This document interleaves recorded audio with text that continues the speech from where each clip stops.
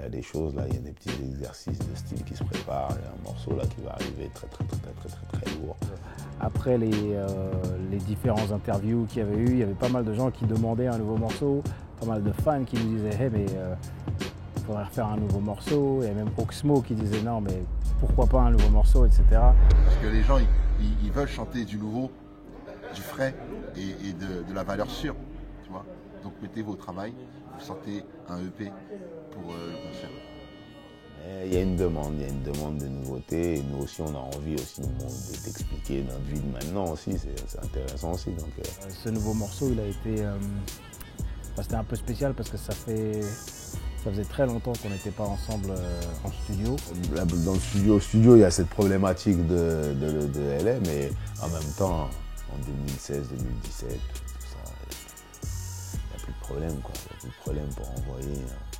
Tu peux être au bout du monde, on est connecté, quoi. Ouais, bon, bah les mecs, ça y est, j'ai posé ma partie, je vais vous... 102, 103, 104 les mecs. Allez frère, faut courir hein. En direct de mon lit. Yeah. Après notre concert à Paris, on était en direction de Bruxelles et on cherchait des idées éventuellement pour un nouveau morceau. Et d'un seul coup, je me rappelle, on était avec Masta dans le minivan en train d'aller vers Bruxelles. Et je lui ai dit, tu sais, c'est marrant, mais le morceau à suivre dans l'album 3 fois plus efficace, c'est dommage, mais on n'a jamais fait un morceau qui reprenait ce sample-là et je trouve que c'était bien. D'ailleurs, c'est un truc qui est issu du même sample que de Labyrinthe. Et donc, je disais, ouais, c'est marrant. En plus, le morceau, il s'appelle À suivre. Et ça serait marrant de commencer la renaissance de Baldeneg avec le morceau qui s'appelait À suivre.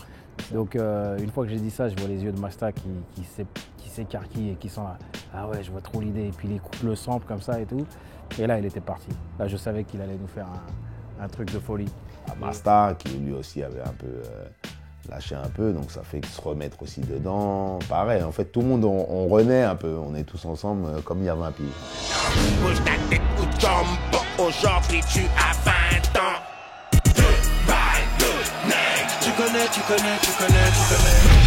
Et donc, qui dit nouveau morceau et spécialement comment s'est fait les choses aujourd'hui, bah, on s'était dit ouais, il faudrait faire un clip, mais sachant que c'est pas évident, sachant que moi je suis ici de l'autre côté de la planète et que le reste du groupe est en France. Et finalement, ce qu'on a décidé de faire, c'est que lorsqu'on est parti en concert à Marseille et en Suisse, à Montreux, on s'est dit tiens, on va capturer le maximum d'images.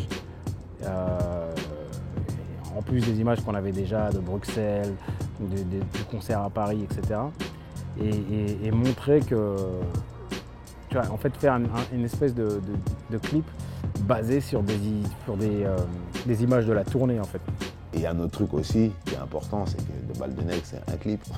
Donc si on peut en faire déjà deux ou trois, on aura tout gagné. Comme il y a 20 piges négro, toi nous revoilà. Même équipe, ceux qui ne suivent pas ne sont pas là. Et donc en fait pour moi c'était assez difficile, moi qui était également c'est moi qui ai édité et filmé dans quelque sorte le clip, même si je n'étais pas vraiment derrière la caméra. Et donc c'était assez intéressant parce que le processus du clip c'était pas un truc habituel où on est dans un set, où il y a des lumières, où on réfléchit à ce qu'on fait. Là c'était vraiment du live, du vrai live, donc c'est un clip qui te permet vraiment d'être à l'intérieur du morceau, à l'intérieur de comment ça se passe avec de Baldeneg sur scène. Et c'est plutôt incroyable parce que j'ai reçu donc, des images de certains mecs qui filmaient des vidéos un peu dans les concerts. Yvan Durève qui m'avait filé des images qu'il avait shootées. Il y avait les gens de La Franchie qui avaient aussi filmé le concert, qui nous ont envoyé des images.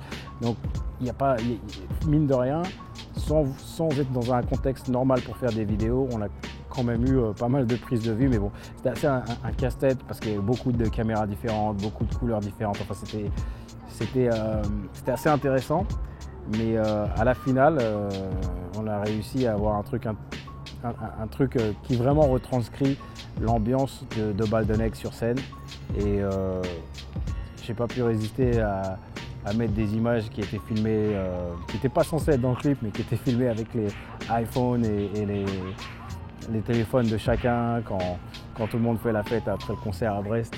Et je trouve que ça donne vraiment un côté authentique au clip.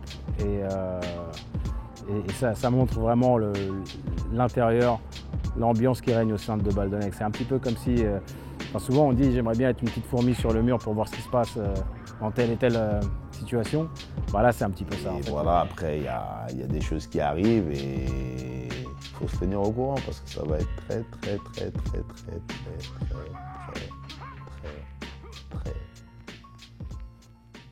lourd.